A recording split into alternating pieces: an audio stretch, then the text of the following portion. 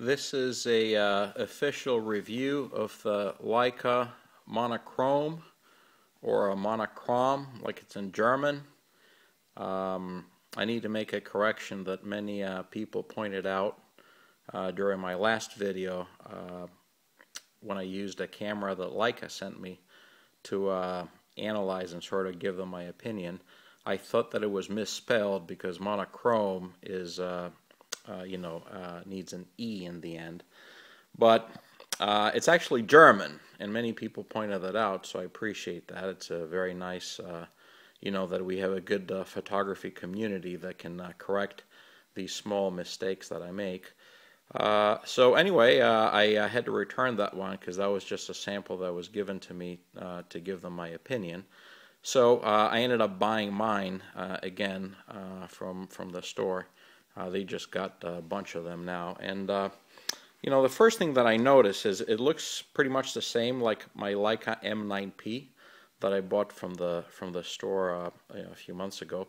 The only difference is that this doesn't have any sort of letters on the top, so it doesn't say Leica anywhere. It doesn't say monochrome anywhere. It's just empty. So you kind of have to be professional to know that it's monochrome, because otherwise it looks just like a regular camera. And even the back sort of looks pretty much the same. They have the screen here that the screen is black and white because the camera only takes pictures in black and white, and the rest of it is pretty much the same as the Leica M9P. It's also only manual focus still. I mean, they haven't done autofocus yet. So you kind of have to figure it out yourself, and I have different videos on how to do a good job with the focusing. You can watch these in my other videos, but you pretty much have to put your subject far away.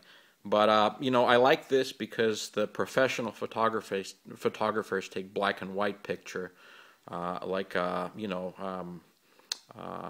Sam Adams only took black and white pictures, and he took many landscapes and like waterfalls and stuff from our country. So and he was professional. So with a monochrome, you can take professional black and white pictures, and it's Leica, so this is all mechanical.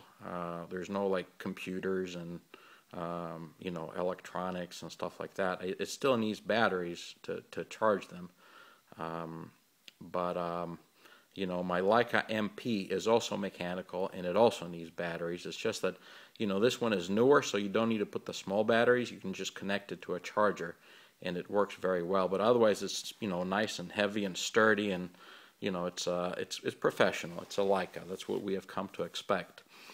And then I also got this lens here. This is it says 3.4 on it.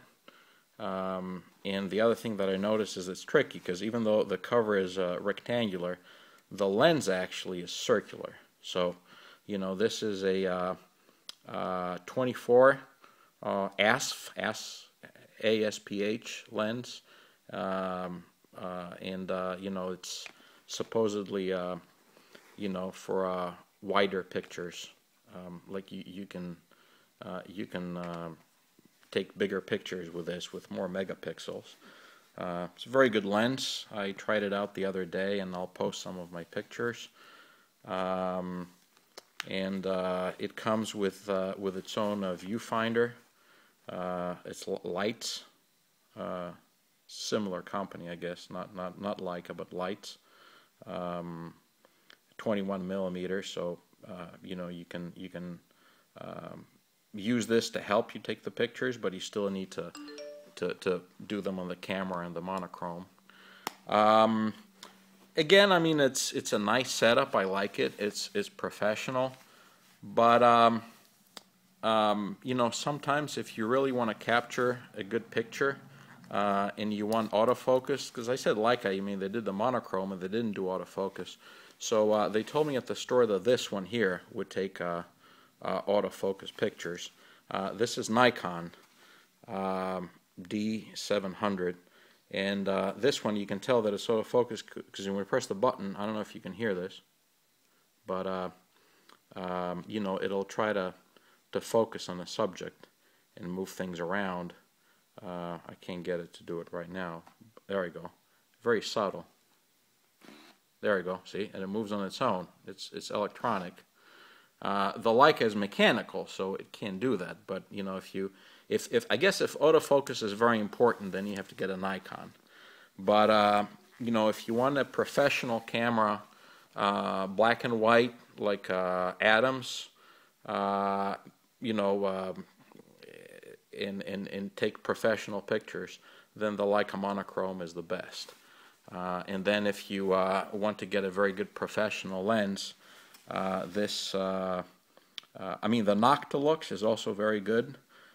This one has fewer numbers, so you know, it doesn't quite distract you as much. You know, it still goes up to 16, but it stops at 3.4. The Noctilux like had 1.6 and 1.4, I think, and then 1. So you know, more numbers. This one kind of cuts to the chase. You know, there's no wasted movements here. So you know, it's I think that these videos can help you decide which way you want to go, and whether you want to use the Leica or whether we want to use autofocus and Nikon. I got the Nikon too because you know, sometimes you have to capture the moment and you have to be quicker. But this is definitely more professional. Anyway, I hope this review helps you, and given the responses that I've gotten, I'll keep them coming.